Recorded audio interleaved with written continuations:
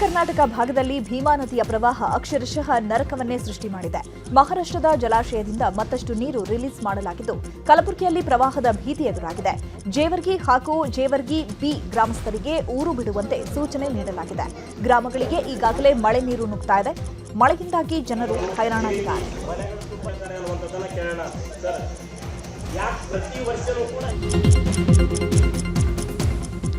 ಕೃಷ್ಣಾ ಮತ್ತು ಭೀಮಾ ನದಿ ತೀರದಲ್ಲಿ ಪ್ರವಾಹದ ಸ್ಥಿತಿ ಹಿನ್ನೆಲೆ ಸರ್ಕಾರ ಅಲರ್ಟ್ ಇನ್ನಷ್ಟು ಆಗಬೇಕಾಗಿದೆ. ಕಂದಾಯ ಸಚಿವ ಕೃಷ್ಣ ಭೈರೇಗೌಡ ಮತ್ತು ಸಿಎಸ್ ಶಾಲಿನಿ ರಜನೀಶ್ ಹಾಗೂ ಕಲಬುರಗಿ ಡಿಸಿ ಜೊತೆ ಸಿಎಂ ಸಿದ್ದರಾಮಯ್ಯ ಮಾತನಾಡಿದ್ದಾರೆ.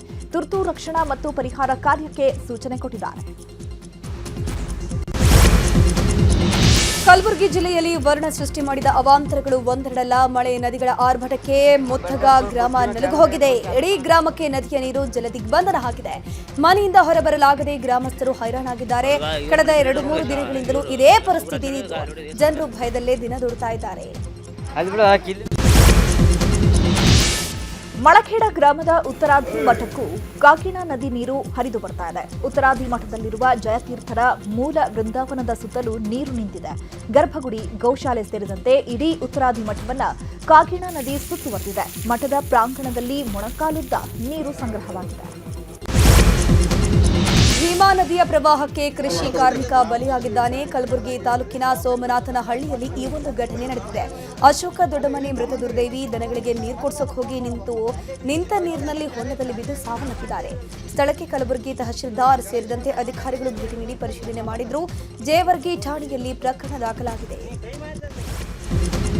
ಬೀದರ್ನಲ್ಲೂ ಮಳೆಯಿಂದಾಗಿ ಭಾರೀ ಹಾನಿಯಾಗಿದೆ. ಇನ್ನು ಕಮಠಾಣ ಗ್ರಾಮದಲ್ಲಿ ಸುಮಾರು 10ಕ್ಕೂ ಹೆಚ್ಚು ಮನೆಗಳಿಗೆ ನೀರು ನುಗ್ಗಿದೆ. ಮನೆಯಲ್ಲಿದ್ದ ದವಸ ಧಾನ್ಯಗಳೆಲ್ಲವೂ ಹಾಳಾಗಿದೆ.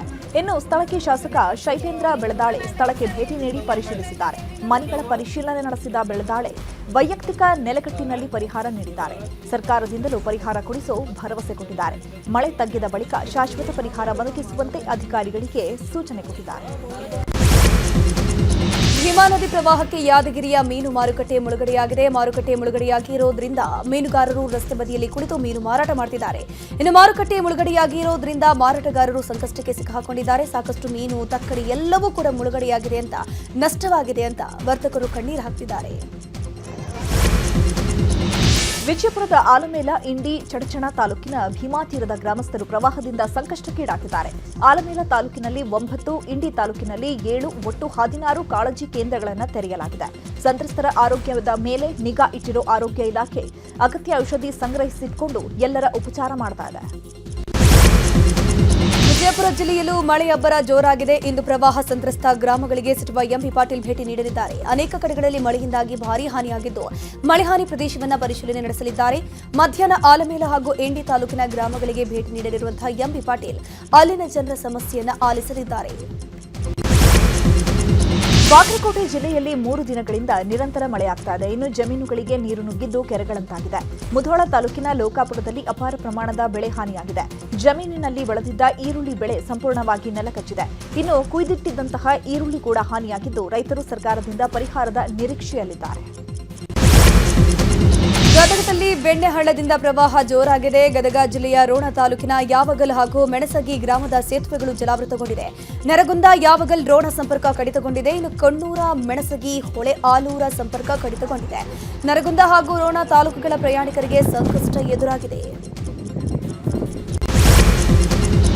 ಈಗ ಸಾವಿನ ರ್ಯಾಲಿಗೆ ಸಂಬಂಧಪಟ್ಟಂತಹ ಸುದ್ದಿಗಳು.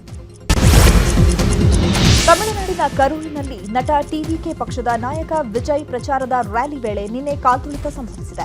ಘಟನೆಯಲ್ಲಿ ಮೃತರ ಸಂಖ್ಯೆ 39ಕ್ಕೆ ಏರಿಕೆಯಾಗಿದೆ. 80ಕ್ಕೂ ಅಧಿಕ ಮಂದಿ ಅಸ್ವಸ್ಥಗೊಂಡಿದ್ದಾರೆ. ತಮಿಳುನಾಡು ಸರ್ಕಾರ ಮೃತರ ಕುಟುಂಬಕ್ಕೆ ತಲಾ 10 ಲಕ್ಷ ಘೋಷಣೆ ಮಾಡಿದೆ. ನ್ಯಾಯಾಂಗ ತನಿಖೆಗೂ ಆದೇಶಿಸಲಾಗಿದೆ. ದುರಂತಕ್ಕೆ ಮೋದಿ ಸಂತಾಪ ವ್ಯಕ್ತಪಡಿಸಿದ್ದಾರೆ.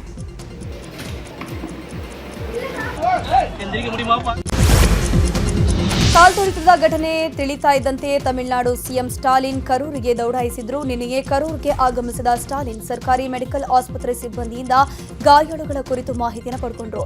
ಆ ಬಳಿಕ ಗಾಯಾಳುಗಳನ್ನ ಭೇಟಿಯಾದ ಸ್ಟಾಲಿನ್ ಸೂಕ್ತ ಚಿಕಿತ್ಸೆಯ ಭರವಸೆ ನೀಡಿದ್ರು. ಸಿಸಿಎಂ ಉದಯನಿಧಿ ಸ್ಟಾಲಿನ್ ಕೂಡ ಕರೂರು ಮೆಡಿಕಲ್ ಕಾಲೇಜಿಗೆ ದೌಡಾಯಿಸಿದ್ದಾರೆ. ಇವತ್ತು ಬೆಳಗ್ಗೆಯೇ ಕರೂರಿಗೆ ಆಗಮಿಸಿದ ಉದಯನಿಧಿ ಸ್ಟಾಲಿನ್ ಆಸ್ಪತ್ರೆ ಅಧಿಕಾರಿಗಳ ಜೊತೆ ಸಭೆ ನಡೆಸಿದರು.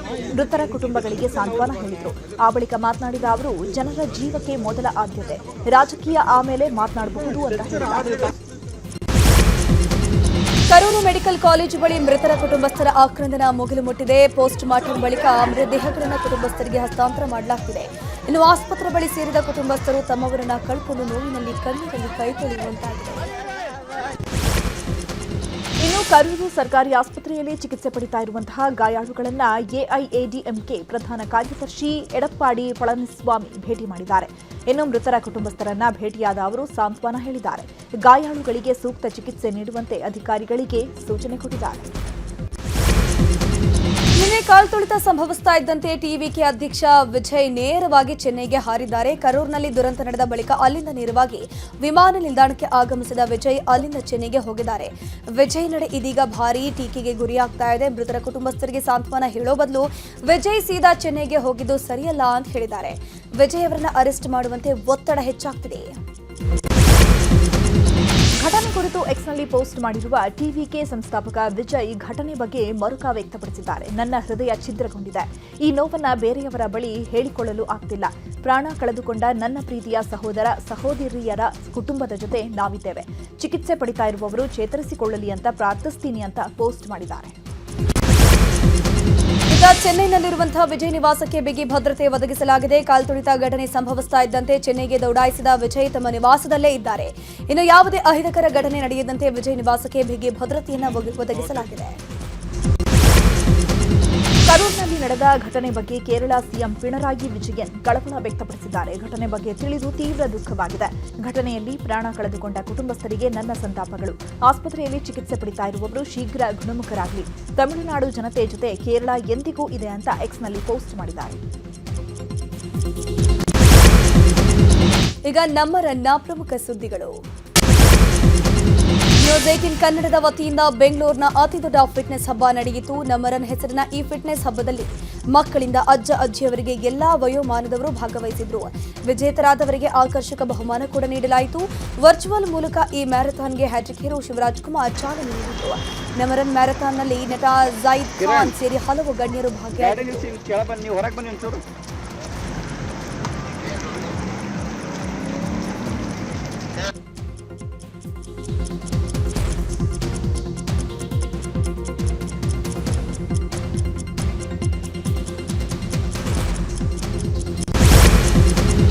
ನ್ಯೂಸ್ 18 ಆಯೋಜಿಸಿದ್ದ ನಮ್ಮ ರನ್ ಕಾರ್ಯಕ್ರಮದ ಬಗ್ಗೆ ಶ್ಲಾಘನೆ ವ್ಯಕ್ತವಾಯಿತು. ನಮ್ಮ ರನ್ನಲ್ಲಿ ಭಾಗವಹಿಸಿದ್ದಂತಹ ಕ್ರೀಡಾಪಟುಗಳು ಕಾರ್ಯಕ್ರಮ ಆಯೋಜನೆ ಬಗ್ಗೆ ಮೆಚ್ಚುಗೆ ವ್ಯಕ್ತಪಡಿಸಿದರು. ನಮ್ಮ ರನ್ ಮ್ಯಾರಥಾನ್ನಲ್ಲಿ ವಿಜೇತರಿಗೆ ಪ್ರಶಸ್ತಿ ವಿತರಿಸಲಾಯಿತು. ನ್ಯೂಸ್ 18 ಜೊತೆ ಮಾತನಾಡಿದ ವಿಜೇತರು ಸಂತಸ ಶೇರ್ ಮಾಡಿಕೊಂಡಿದ್ದು, ಕಾರ್ಯಕ್ರಮವನ್ನು ಅಚ್ಚುಕಟ್ಟಾಗಿ ನಿರ್ವಹಣೆ ಮಾಡಲಾಗಿತ್ತು. ಯಾವುದೇ ಸಮಸ್ಯೆಗೆ ಆಸ್ಪದ ನೀಡದಂತೆ ಚೆನ್ನಾಗಿ ಕಾರ್ಯಕ್ರಮ ನಿರ್ವಹಿಸಲಾಯಿತು. ಆಯೋಜಕರಿಗೆ ಧನ್ಯವಾದ ಕೂಡ ತಿಳಿಸಿದರು.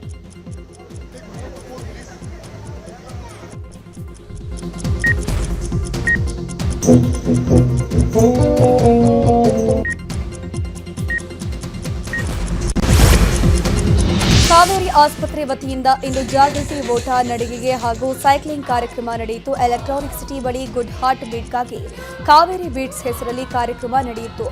10 ಕಿಲೋಮೀಟರ್, 5 ಕಿಲೋಮೀಟರ್ ಓಟ, ನಡಿಗೆ ಮತ್ತು ಸೈಕ್ಲಿಂಗ್ ಆಯೋಜನೆ ಮಾಡಲಾಗಿತ್ತು. ಮಕ್ಕಳು, ಮಹಿಳೆಯರು ಸೇರಿದಂತೆ ಸಾವಿರಾರು ಮಂದಿ ಓಟದಲ್ಲಿ ಭಾಗಿಯಾಗಿದ್ದರು. ಓಟದಲ್ಲಿ ಭಾಗಿಯಾದವರಿಗೆ ಗಿಡ ಮತ್ತು ಪ್ರಶಂಸನೀಯ ಪತ್ರ ವಿತರಣೆ ಮಾಡಲಾಯಿತು. ತುಮಕೂರು ದಸರಾ 2025 ಹಿನ್ನೆಲೆ ದಸರಾ ಕ್ರೀಡಾಕೂಟಕ್ಕೆ ಚಾಲನೆ ನೀಡಲಾಯಿತು. ತುಮಕೂರು ಸರ್ಕಾರಿ ಪದವಿ ಪೂರ್ವ ಕಾಲೇಜು ಮುಂಭಾಗದಿಂದ ಮ್ಯಾರಥಾನ್ಗೆ ಚಾಲನೆ ನೀಡಲಾಯಿತು. ರಾಜ್ಯದ ಅಂತಾರಾಷ್ಟ್ರೀಯ ಅಥ್ಲೆಟ್ ಸಹನಾ ಕುಮಾರಿ, ಜಿಲ್ಲಾ ಪಂಚಾಯತ್ ಸಿಇಒ ಪ್ರಭು ಮ್ಯಾರಥಾನ್ಗೆ ಚಾಲನೆ ಕೊಟ್ಟರು. ಪುರುಷರಿಗೆ 10 ಕಿಲೋಮೀಟರ್ ಹಾಗೂ ಮಹಿಳೆಯರಿಗೆ 5 ಕಿಲೋಮೀಟರ್ ಮ್ಯಾರಥಾನ್ ಆಯೋಜನೆ ಮಾಡಲಾಗಿದೆ. ಇತ್ತ ಮಂಗಳೂರಿನಲ್ಲೂ ದಸರಾ ಹಿನ್ನೆಲೆಯಲ್ಲಿ ಮ್ಯಾರಥಾನ್ ಆಯೋಜನೆ ಮಾಡಲಾಗಿತ್ತು. 2 ಕಿಲೋಮೀಟರ್ ಮ್ಯಾರಥಾನ್ನಲ್ಲಿ ನೀರೆಯರು ಉತ್ಸಾಹದಿಂದಲೇ ಭಾಗಿಯಾದರು. ಇನ್ನು ಸೀರಿಯಲ್ಲೇ ಮಹಿಳೆಯರು ಮ್ಯಾರಥಾನ್ನಲ್ಲಿ ಭಾಗಿಯಾಗಿದ್ದು ವಿಶೇಷವಾಗಿತ್ತು. ಈಗ ರಾಜ್ಯಕ್ಕೆ ಸಂಬಂಧಪಟ್ಟಂತಹ ಸುದ್ದಿಗಳು. ಹಲವು ಗೊಂದಲ, ಅಡ್ಡಿ, ಆತಂಕಗಳ ನಡುವೆ ಜಾತಿ ಜನಗಣತಿ ಸಮೀಕ್ಷೆ ನಡೆಸಲಾಗಿದೆ. ದಾವಣಗೆರೆಯಲ್ಲಿ ಸಾಮಾಜಿಕ ಮತ್ತು ಶೈಕ್ಷಣಿಕ ಸ್ಥಿತಿಗತಿಗಳ ಬಗ್ಗೆ ಸಮೀಕ್ಷೆಗೆ ಗೈರಾಗಿದ್ದರು. ಈ ಹಿನ್ನೆಲೆ ಶಿಕ್ಷಕರು ಸೇರಿದಂತೆ 3 ಸಿಬ್ಬಂದಿಗಳನ್ನು ಅಮಾನತು ಮಾಡಿ ಜಿಲ್ಲಾಧಿಕಾರಿ ಡಾಕ್ಟರ್ ಜಿಎಂ ಗಂಗಾಧರ ಸ್ವಾಮಿ ಆದೇಶವನ್ನು ಹೊರಡಿಸಿದ್ದಾರೆ. ಜಮ್ಮಾಪುರ ಸರ್ಕಾರಿ ಕಿರಿಯ ಪ್ರಾಥಮಿಕ ಶಾಲೆ ಸಹ ಶಿಕ್ಷಕರು ಮಂಜುನಾಥ್ ಡಿಕೆ ನಾಗನೂರು, ಸರ್ಕಾರಿ ಪ್ರೌಢಶಾಲೆ ದೈಹಿಕ ಶಿಕ್ಷಕ ಬಸವರಾಜಪ್ಪ ಎಚ್ ಮಾಯಕೊಂಡ, ವಿದ್ಯಾರ್ಥಿ ನಿಲಯ ಮೇಲ್ವಿಚಾರಕ ದುರ್ಗಪ್ಪ ಕೆಆರ್ ಅನ್ನು ಸಸ್ಪೆಂಡ್ ಮಾಡಲಾಗಿದೆ. ಸಮೀಕ್ಷೆ ಕಾರ್ಯದಲ್ಲಿ ನಿರ್ಲಕ್ಷ್ಯ ವಹಿಸಿದ್ದ ಅಧಿಕಾರಿಯನ್ನ ಸೇವೆಯಿಂದ ಅಮಾನತು ಮಾಡಲಾಗಿದೆ. ರಾಯಚೂರು ಜಿಲ್ಲೆಯ ಲಿಂಗಸಗೂರು ತಾಲೂಕಿನ ಹಿಂದುಳಿದ ವರ್ಗಗಳ ಕಲ್ಯಾಣಾಧಿಕಾರಿ ರಮೇಶ್ ಅಮಾನತು ಮಾಡಿ ಡಿಸಿ ನಿತೀಶ್ ಆದೇಶ ಹೊರಡಿಸಿದ್ದಾರೆ. ತಹಶೀಲ್ದಾರ್ಗೆ ಸಹಕಾರ ನೀಡಿದ ಹಿನ್ನೆಲೆಯಲ್ಲಿ ಕ್ರಮ ಕೈಗೊಳ್ಳಲಾಗಿದೆ ಅಂತ ಡಿಸಿ ಮಾಹಿತಿ ನೀಡಿದರು. ಕೋಲಾರದಲ್ಲಿ ನಿನ್ನೆ ಸಂಭವಿಸಿದ ಅಪಘಾತದಲ್ಲಿ ಸ್ಕೈವಾಕ್ ಕುಸಿತಗೊಂಡಿತ್ತು. ಇವತ್ತು ಸ್ಕೈವಾಕ್ ತೆರವು ಪ್ರಕ್ರಿಯೆ ಆರಂಭವಾಗಿದೆ. ರಾಷ್ಟ್ರೀಯ ಹೆದ್ದಾರಿ ಪ್ರಾಧಿಕಾರ ಈಗ 3 ಕ್ರೇನ್ಗಳನ್ನು ಬಳಸಿ ಸ್ಕೈವಾಕ್ ತೆರವು ಮಾಡ್ತಾ ಇದೆ. ಈಗಾಗಲೇ ಒಂದು ಬದಿಯ ಸ್ಕೈವಾಕ್ ತೆರವು ಮಾಡಿರುವ ಸಿಬ್ಬಂದಿ ಮತ್ತೊಂದು ಕಡೆ ತೆರವು ಕಾರ್ಯ ಮಾಡ್ತಾ ಇದೆ. ರಾತ್ರಿ ವೇಳೆ ಬಟ್ಟೆ ಬದಲಿಸಿಕೊಂಡು ಕಳ್ಳತನ ಮಾಡ್ತಾ ಇದ್ದಂತಹ ಗ್ಯಾಂಗ್ ಇದೀಗ ಪೊಲೀಸ್ ಬಲೆಗೆ ಬಿದ್ದಿದೆ. ಬ್ಲಾಕ್ ಅಂಡ್ ವೈಟ್ ಬಟ್ಟೆ ಧರಿಸಿಕೊಂಡು ಕಳ್ಳತನ ಮಾಡ್ತಾ ಇದ್ದ ಗ್ಯಾಂಗ್ ಇದೀಗ ದೊಡ್ಡಬಳ್ಳಾಪುರ ಠಾಣಾ ಪೊಲೀಸರ ಅತಿಥಿಯಾಗಿದ್ದಾರೆ. ಸೆಪ್ಟೆಂಬರ್ 16ರಂದು ದೊಡ್ಡಬಳ್ಳಾಪುರದ ನಿಂಚಕಲ್ ಲೇಔಟ್ನಲ್ಲಿ ಕಳ್ಳತನ ನಡೆದಿತ್ತು. ಘಟನೆ ಸಂಬಂಧ ಪುರುಷೋತ್ತಮ್, ಚಂದ್ರು, ದರ್ಶನ್, ಸೌಭಾಗ್ಯ ಅನ್ನೋರನ್ನ ಬಂಧಿಸಲಾಗಿದೆ. ಕನ್ನಡದಲ್ಲಿ ಮಾತನಾಡಿದ್ದಕ್ಕೆ ಹಿಂದಿ ಅಂತ ಕಿರುಚಾಡಿದ ವ್ಯಕ್ತಿ ಪೊಲೀಸರ ಅತಿಥಿಯಾಗಿದ್ದಾನೆ. ಮಹಿಳಾ ಪಿಎಸ್ಐ ಮೇಲೆ ಕಿರುಚಾಡಿ ದರ್ಪ ತೋರಿದ ವ್ಯಕ್ತಿಯನ್ನ ಇಂದಿರಾನಗರ ಪೊಲೀಸರು ಅರೆಸ್ಟ್ ಮಾಡಿದ್ದಾರೆ. ಇಂದಿರಾನಗರದಲ್ಲಿ ಡ್ರಗ್ ಅಂಡ್ ಡ್ರೈವ್ ಟೆಸ್ಟ್ ಮಾಡುತ್ತಿದ್ದಾಗ ಬಂದಿದ್ದಂತಹ ಆದಿತ್ಯ ಅಗರ್ವಾಲ್ ಎಂಬಾತ ಪಿಎಸ್ಐ ಕವಿತಾ ಬಳಿ ಕೆರೆಕ್ ಮಾಡಿಕೊಂಡಿದ್ದ. ಸದಾ ಆದಿತ್ಯನನ್ನ ಬಂಧಿಸಿರುವಂತಹ ಪೊಲೀಸರು ತನಿಖೆ ಮುಂದುವರೆಸಿದ್ದಾರೆ. ಮತ್ತೊಂದು ಸಾರ್ವಜನಿಕರಿಗೆ ಭಯಪಡಿಸಲು ಓಡಾಡ್ತಾ ಇದ್ದ ಯುವಕ ಕೊನೆಗೂ ಪೊಲೀಸರ ಅತಿಥಿಯಾಗಿದ್ದಾನೆ. ಅಬ್ದುಲ್ ಸಮದ್ ಬಂಧಿತ ಯುವಕ ಕೆಲ ದಿನಗಳ ಹಿಂದೆ ಜನರನ್ನ ಭಯಪಡಿಸಲು ದಾವಣಗೆರೆಯ ಕೆಲವು ಕಡೆಗಳಲ್ಲಿ ಮಚ್ಚು ಹಿಡಿಕೊಂಡು ಓಡಾಡಿದ್ದ. ಈ ಬಗ್ಗೆ ವಿಡಿಯೋವೊಂದು ಸಾಮಾಜಿಕ ಜಾಲತಾಣದಲ್ಲಿ ವೈರಲ್ ಆಗಿತ್ತು. ಆರೋಪಿತನನ್ನ ಬಂಧನ ಮಾಡಿದ ಆರ್ಎಂಸಿ ಪೊಲೀಸರು ವಿಚಾರಣೆ ಮಾಡುತ್ತಿದ್ದಾರೆ. ಪರಪ್ಪನ ಅಗ್ರಹಾರ ಜೈಲಿಗೆ ಎಡಿಜಿಪಿ ಬಿ ದಯಾನಂದ್ ಭೇಟಿ ಕೊಟ್ಟಿದ್ದಾರೆ. ಸೆಪ್ಟೆಂಬರ್ 25ರಂದು ಸೆಂಟ್ರಲ್ ಜೈಲಿಗೆ ದಿಢೀರ್ ಭೇಟಿ ನೀಡಿ ಪರಿಶೀಲನೆ ಮಾಡಿದ್ದಾರೆ. ಕೊಲೆ ಆರೋಪಿ ನಟ ದರ್ಶನ್ಗೆ ನೀಡಿರುವಂತಹ ಸೌಲಭ್ಯಗಳ ಬಗ್ಗೆ ಪರಿಶೀಲನೆ ನಡೆಸಿದ್ರು. ಇನ್ನು ಮುಂದಿನ ವಿಚಾರಣೆ ವೇಳೆ ಹಾಜರಾಗೋಕೆ ದರ್ಶನ್ಗೆ ಕೋರ್ಟ್ ಸೂಚನೆ ಕೊಟ್ಟಿದೆ. ಈಗ ದೇಶ ವಿದೇಶಕ್ಕೆ ಸಂಬಂಧಪಟ್ಟಂತಹ ಸುದ್ದಿಗಳು. ಲೈಂಗಿಕ ಕಿರುಕುಳ ಪ್ರಕರಣದಲ್ಲಿ ಆರೋಪ ಎದುರಿಸ್ತಾ ಇರುವಂತಹ ಸ್ವಾಮಿ ಚೈತನ್ಯಾನಂದ ಸರಸ್ವತಿ ಕೊನೆಗೂ ಪೊಲೀಸರ ಅತಿಥಿಯಾಗಿದ್ದಾರೆ. ಆಗ್ರಾ ಬಳಿಯಿಂದ ಸ್ವಾಮಿ ಚೈತನ್ಯಾನಂದ ಸರಸ್ವತಿಯನ್ನ ಅರೆಸ್ಟ್ ಮಾಡಲಾಗಿದೆ. ಇವತ್ತು ಅವರನ್ನ ನ್ಯಾಯಾಧೀಶರ ಮುಂದೆ ಹಾಜರುಪಡಿಸಲಾಗಿದೆ. ಲಡಾಖ್ನಲ್ಲಿ ಗಲಭೆಗಳು ನಡೆದ ಬಳಿಕ ನಿಷೇಧಾಜ್ಞೆ ಹೇರಲಾಗಿತ್ತು. ಇದೀಗ ನಿಷೇಧಾಜ್ಞೆ ಮುಂದುವರೆದಿದೆ. ಲಡಾಖ್ನ ಸ್ಥಿತಿ ಇದೀಗ ಸಂಪೂರ್ಣವಾಗಿ ಶಾಂತವಾಗಿದೆ. ಆದರೆ ಯಾವುದೇ ರ್ಯಾಲಿ ಪ್ರತಿಭಟನೆಗೆ ಅವಕಾಶ ಇರೋದಿಲ್ಲ. ಲಡಾಖ್ನಲ್ಲಿ ಬಿಗಿ ಭದ್ರತೆಯನ್ನು ಒದಗಿಸಲಾಗಿದೆ. ಕೇಂದ್ರ ವಿದೇಶಾಂಗ ಸಚಿವ ಜೈಶಂಕರ್ ವಿಶ್ವಸಂಸ್ಥೆಯ ಸೆಕ್ರೆಟರಿ ಆಂಟೋನಿಯೋ ಗುಟೆರಸ್ನ ಭೇಟಿಯಾಗಿದ್ದಾರೆ. ನ್ಯೂಯಾರ್ಕ್ನ ಕಚೇರಿಯಲ್ಲಿ ಭೇಟಿಯಾದ ಜೈಶಂಕರ್ ಅನೇಕ ವಿಚಾರಗಳ ಕುರಿತು ಚರ್ಚೆ ಮಾಡಿದ್ದಾರೆ. ಜಮ್ಮುನಲ್ಲಿ ಸೇವಾ ಪಖ್ವಾಡ ಮಾಸಾಚರಣೆ ನಡೆಯುತ್ತಾ ಇದೆ. ಈ ಹಿನ್ನೆಲೆಯಲ್ಲಿ ಬದೇರ್ವಾ ಡೆವಲಪ್ಮೆಂಟ್ ಅಥಾರಿಟಿ ವತಿಯಿಂದ ಇಂದು ಸ್ವಚ್ಛತಾ ಕಾರ್ಯ ನಡೆಯಿತು. ದೇಶದೆಲ್ಲೆಡೆ ನವರಾತ್ರಿ ಸಂಭ್ರಮ. ಈ ಹಿನ್ನೆಲೆ ಉತ್ತರ ಪ್ರದೇಶ ಸಿಎಂ ಯೋಗಿ ಆದಿತ್ಯನಾಥ್ ವಿಶೇಷ ಪೂಜೆ ಸಲ್ಲಿಸಿದ್ದಾರೆ. ಬಲರಾಮಪುರದಲ್ಲಿರುವಂತಹ ಪಠೇಶ್ವರಿ ದೇಗುಲದಲ್ಲಿ ಯೋಗಿ ಆದಿತ್ಯನಾಥ್ ವಿಶೇಷ ಪೂಜೆ ಸಲ್ಲಿಕೆ ಮಾಡಿದರು. ವಿಶ್ವ ಚಾಂಪಿಯನ್ ಮೇರಿಕಾಮ್ ನಿವಾಸದಲ್ಲಿ ಕಳ್ಳತನ ನಡೆದಿದೆ. ಹರಿಯಾಣದ ಫರೀದಾಬಾದ್ನಲ್ಲಿರುವಂತಹ ಮೇರಿಕಾಮ್ ನಿವಾಸದಲ್ಲಿ ಕಳ್ಳತನ ನಡೆದಿರುವ ಬಗ್ಗೆ ವರದಿಯಾಗಿದೆ. ಮ್ಯಾರಥಾನ್ನಲ್ಲಿ ಭಾಗಿಯಾಗುವ ಸಲುವಾಗಿ ಮೇರಿಕಾಮ್ ಮೇಘಾಲಯಕ್ಕೆ ತೆರಳಿದ ವೇಳೆ ಈ ಒಂದು ಘಟನೆ ನಡೆದಿದೆ ಎನ್ನಲಾಗ್ತಾ ಇದೆ. ಈಗ ಫೈನಲ್ ಕದನಕ್ಕೆ ಸಂಬಂಧಪಟ್ಟಂತಹ ಸುದ್ದಿಗಳು. ಇವತ್ತು ಏಷ್ಯಾ ಕಪ್ ಫೈನಲ್ ಪಂದ್ಯ ನಡೆಯಲಿದೆ. ಸಾಂಪ್ರದಾಯಿಕ ಎದುರಾಳಿಗಳಾದ ಭಾರತ ಹಾಗೂ ಪಾಕಿಸ್ತಾನ ತಂಡಗಳು ಕಾದಾಟ ನಡೆಸಲಿವೆ. ಟೂರ್ನಿಯಲ್ಲಿ ಈಗಾಗಲೇ ಉಭಯ ತಂಡಗಳು 2 ಬಾರಿ ಮುಖಾಮುಖಿಯಾಗಿವೆ. 2 ಬಾರಿಯೂ ಕೂಡ ಟೀಂ ಇಂಡಿಯಾ ಪಾಕಿಸ್ತಾನವನ್ನ ಮಣಿಸಿದೆ. ಏಷ್ಯಾ ಕಪ್ ಇತಿಹಾಸದಲ್ಲಿಯೇ ಇದೇ ಮೊದಲ ಬಾರಿ ಎರಡೂ ತಂಡಗಳು ಫೈನಲ್ನಲ್ಲಿ ಮುಖಾಮುಖಿ ಆಗ್ತಾ ಇರೋದು. ಏಷ್ಯಾ ಕಪ್ ಫೈನಲ್ ಮ್ಯಾಚ್ ಹಿನ್ನೆಲೆ ಭಾರತ ಮತ್ತು ಪಾಕ್ ನಡುವೆ ಹೈ ವೋಲ್ಟೇಜ್ ಪಂದ್ಯ ನಡೆಯಲಿದೆ. ಹೀಗಾಗಿ ಟೀಂ ಇಂಡಿಯಾ ಗೆಲುವಿಗಾಗಿ ಚಾಮರಾಜನಗರದ ಹರಳುಕೋಟೆ ಜನಾರ್ದನ ದೇವಾಲಯದಲ್ಲಿ ವಿಶೇಷ ಪೂಜೆ ಸಲ್ಲಿಕೆ ಮಾಡಲಾಗಿದೆ. ಟೀಂ ಇಂಡಿಯಾ ಆಟಗಾರರ ಹೆಸರಿನಲ್ಲಿ ಅರ್ಚನೆ ಸಂಕಲ್ಪ ಪೂಜೆ ಮಾಡಿಸಲಾಯಿತು. ಇವತ್ತು ಭಾರತ ಮತ್ತು ಪಾಕ್ ನಡುವೆ ಹೈ ವೋಲ್ಟೇಜ್ ಪಂದ್ಯ ಹಿನ್ನೆಲೆ ಭಾರತ ತಂಡಕ್ಕೆ ಕ್ರಿಕೆಟ್ ಅಭಿಮಾನಿಗಳು ಶುಭ ಹಾರೈಸಿದ್ದಾರೆ. ಭಾರತ ಬ್ಯಾಟಿಂಗ್ನಲ್ಲಿ ಪ್ರಬಲವಾಗಿದ್ದು ಬೌಲಿಂಗ್ನಲ್ಲಿಯೂ ಉತ್ತಮ ಪ್ರದರ್ಶನ ನೀಡುತ್ತಾ ಇದೆ. ಟೂರ್ನಿಯಲ್ಲಿ ಭಾರತ ಎಲ್ಲಾ ಪಂದ್ಯ ಗೆದ್ದಿದೆ. ಫೈನಲ್ ಪಂದ್ಯದಲ್ಲೂ ಗೆಲ್ಲುತ್ತೆ ಅಂತ ಹುಬ್ಬಳ್ಳಿಯಲ್ಲಿ ಅಭಿಮಾನಿಗಳು ವಿಶ್ವಾಸವನ್ನು ವ್ಯಕ್ತಪಡಿಸಿದ್ದಾರೆ. ಇಂದು ಭಾರತ ವರ್ಸಸ್ ಪಾಕಿಸ್ತಾನ ಫೈನಲ್ ಪಂದ್ಯಾವಳಿ ಹಿನ್ನೆಲೆಯಲ್ಲಿ ಶಿವಮೊಗ್ಗದಲ್ಲಿ ಅಭಿಮಾನಿಗಳು ಇಂಡಿಯಾಗೆ ಶುಭ ಹಾರೈಸಿದ್ರು. ಭಾರತ ಬ್ಯಾಟಿಂಗ್ನಲ್ಲಿ ಪ್ರಬಲವಾಗಿದೆ. ಫೈನಲ್ ಪಂದ್ಯದಲ್ಲೂ ಭಾರತ ಗೆದ್ದೇ ಗೆಲ್ಲುತ್ತೆ. ಏಷ್ಯಾ ಕಪ್ ಅನ್ನು ಭಾರತ ಗೆದ್ದು ತರತ್ತೆ ಅಂತ ಅಭಿಮಾನಿಗಳು ವಿಶ್ ಮಾಡಿದ್ದಾರೆ. 41 ವರ್ಷಗಳ ಬಳಿಕ ಏಷ್ಯಾ ಕಪ್ ಫೈನಲ್ನಲ್ಲಿ ಭಾರತ ಪಾಕ್ ಮುಖಾಮುಖಿ ಆಗ್ತಾ ಇದೆ. 2 ಲೀಗ್ ಪಂದ್ಯದಲ್ಲಿ ಭಾರತದ ವಿರುದ್ಧ ಪಾಕ್ ಸೋಲು ಅನುಭವಿಸಿತು. ಈ ಬಾರಿ ಪಾಕ್ಗೆ ಸೋಲಾಗುತ್ತೆ, ಇಂಡಿಯಾ ವಿನ್ ಆಗುತ್ತೆ ಅಂತ ಅಭಿಮಾನಿಗಳು ವಿಶ್ ಮಾಡಿದ್ದಾರೆ. ಇನ್ನು ಏಷ್ಯಾ ಕಪ್ ಫೈನಲ್ ಪಂದ್ಯ ಹಿನ್ನೆಲೆ ಭಾರತ ಮತ್ತು ಪಾಕಿಸ್ತಾನ ನಡುವೆ ಫೈನಲ್ ಹಣಾಹಣಿ ನಡೆಯುತ್ತೆ. ಏಷ್ಯಾ ಕಪ್ನಲ್ಲಿ 3ನೇ ಬಾರಿಗೆ 2 ತಂಡಗಳು ಮುಖಾಮುಖಿ ಆಗ್ತಿದ್ದು ಕ್ರಿಕೆಟ್ ಅಭಿಮಾನಿಗಳು ಮ್ಯಾಚ್ ನೋಡೋಕೆ ಕಾತುರರಾಗಿದ್ದಾರೆ. ಸದ್ಯ ಭಾರತ ತಂಡಕ್ಕೆ ಅಭಿಮಾನಿಗಳು ಶುಭ ಹಾರೈಸಿದ್ದು 3ನೇ ಬಾರಿಯೂ ಪಾಕಿಸ್ತಾನಕ್ಕೆ ಸೋಲಾಗತ್ತೆ ಅಂತ ವಿಶ್ವಾಸವನ್ನು ವ್ಯಕ್ತಪಡಿಸಿದ್ದಾರೆ. ದಕ್ಷಿಣ ಕೊರಿಯಾದ ಗ್ವಾಂಗ್ವಿನಲ್ಲಿ ವಿಶ್ವ ಪ್ಯಾರಾ ಆರ್ಚರಿ ಚಾಂಪಿಯನ್ಶಿಪ್ನಲ್ಲಿ ಭಾರತ ಉತ್ತಮ ಸಾಧನೆ ಮಾಡಿದೆ. ಪ್ಯಾರಾ ಒಲಿಂಪಿಕ್ ಕ್ರೀಡಾಪಟು ಶೀತಲ್ ದೇವಿ ಐತಿಹಾಸಿಕ ಚಿನ್ನದ ಪದಕ ಗೆದ್ದಿದ್ದಾರೆ.